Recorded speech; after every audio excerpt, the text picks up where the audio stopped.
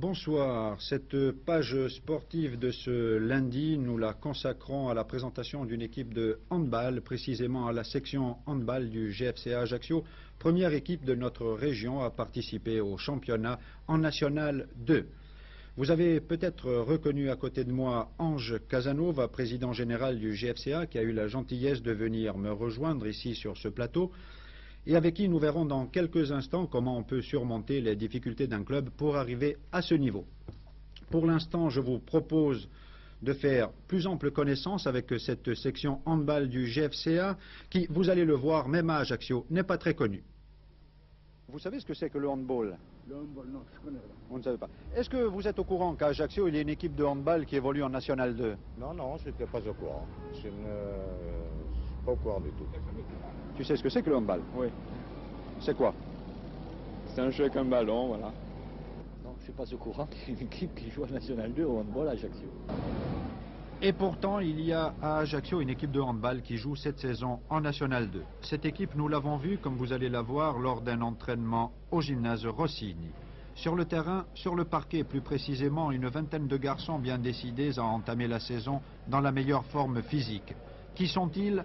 Il y a là un peintre en bâtiment, 3 employés EDF, un dentiste, un employé de banque, 2 enseignants, un cuisinier, un directeur de société, un maçon et des lycéens. Le plus jeune a 18 ans, le plus vieux ou le moins jeune 35.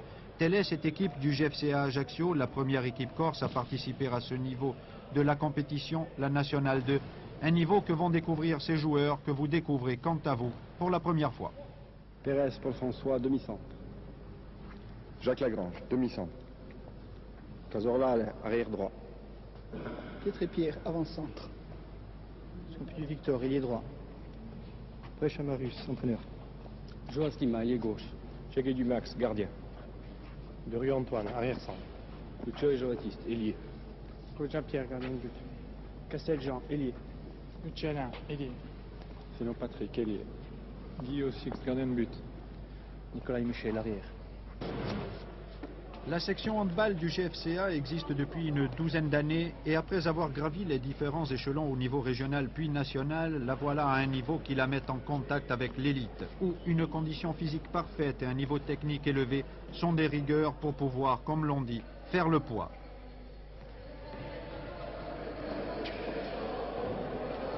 Nous n'avons pas eu de recrues cette année.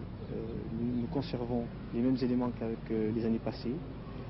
Nous avons deux ou trois jeunes issus du club qui étaient cadets, qui sont passés juniors, qui pourront peut-être s'intégrer au groupe. Et je pense que là, ce sera assez dur au point de vue effectif, parce que nous partons dans l'inconnu. L'entraînement dans votre équipe, vous l'axez sur quoi? L'entraînement, nous le faisons sur le physique. Et cette année, avec l'accord des joueurs, on va adopter un autre système, c'est-à-dire une séance d'entraînement supplémentaire qui sera basée sur le physique et la musculation.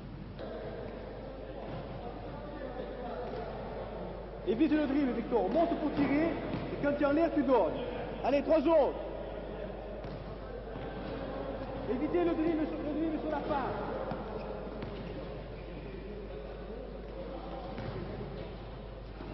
Là, la position.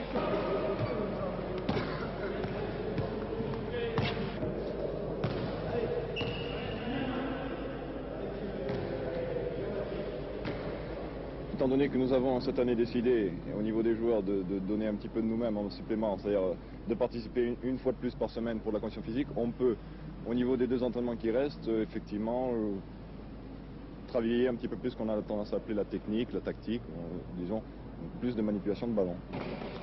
Le GFCA, l'an dernier en National 3, s'est avéré à ce niveau une des meilleures formations du championnat de France. Certes, il n'y a pas eu de recrutement depuis et l'équipe ajaxienne devra compter sur l'esprit de corps, la responsabilité de chacun de ses éléments.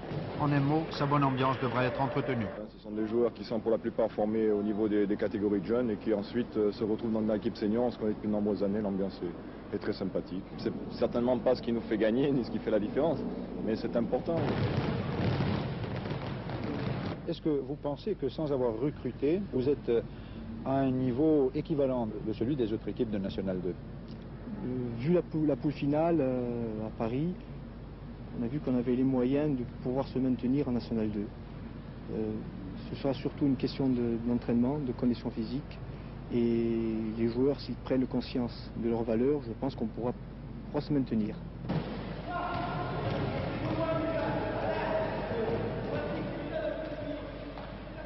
Pour un club de handball en Corse, comment accéder à la Nationale 2, comment s'y maintenir, des questions auxquelles joueurs et entraîneurs ne peuvent répondre que partiellement, l'intendance ayant elle aussi son mot à dire. Nous avons d'énormes difficultés parce que nous n'avons pas de sponsors, il est interdit d'avoir des sponsors en handball. C'est interdit par qui? Par la fédération. Par la fédération. Alors nous sommes actuellement... une saison nous coûte, on a estimé le coût à peu près à 120 000 francs. Nous bénéficions de subventions du Conseil général qui nous paiera les déplacements Corse-Continent. Et pour le reste, il faut que nous essayions de nous débrouiller pour équilibrer notre budget. À propos de ces déplacements, ça pose certainement de gros problèmes, non? De gros problèmes parce qu'il n'y a rien de prévu du point de vue transport. Nous ne bénéficions d'aucune réduction de la part des compagnies aériennes. Et quand il nous arrive de ne pas pouvoir faire cadrer nos déplacements et d'avoir, comme je ne sais pas si vous connaissez le système des vols bleus et des vols blancs, si nous ne pouvons pas faire les deux déplacements dans les vols bleus, nous ne bénéficions pas d'aucune ristourne, d'aucune possibilité d'avoir le tarif groupe.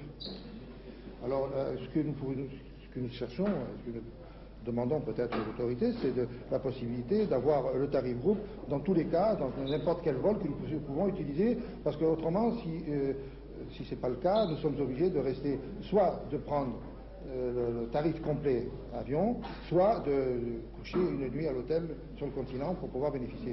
C'est la première fois qu'une équipe de hand, du moins en Corse, arrive à un niveau qui est celui qui est le vôtre actuellement, savoir la division 2. Est-ce que vous avez de la part de quelque chose ou de quelqu'un des facilités qui vous sont faites, vu le niveau qui est le vôtre? Aucune.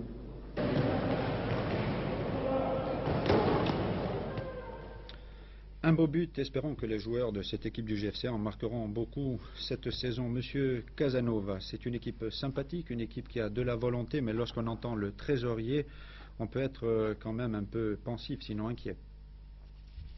Oui, inquiet un petit peu. Mais je crois que la question que vous posez finalement, c'est celle, je dirais, du sport élite, sport de masse. C'est vrai que c'est un problème, mais c'est peut-être un faux problème. Je vais simplifier en schématisant à l'extrême et dire tranquillement que les deux sont complémentaires. Vous avez toujours dit au GFCA, quant à vous, même au cours d'émissions télévisées, que vous étiez plutôt pour le sport de masse. Si, donc je voudrais ajouter qu'ils sont complémentaires, mais il faut à tout prix que l'élite soit la résultante d'une politique sportive de masse intensive, et non l'inverse.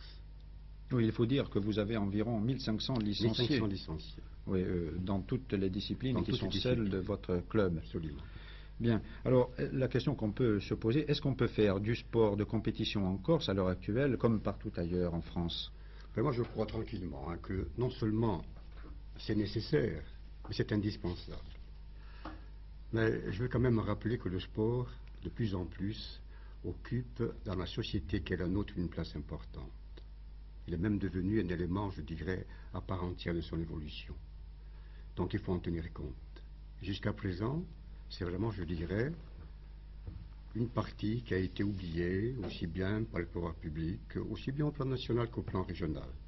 Même si je dois rendre hommage, aussi bien au Conseil général, au Conseil régional qu'à la mairie d'Ajaccio, pour l'aide inestimable qu'ils nous ont apportée maintenant, eu égard aux difficultés que traverse actuellement le GFCA. Mais je crois qu'il faut arriver à définir une politique.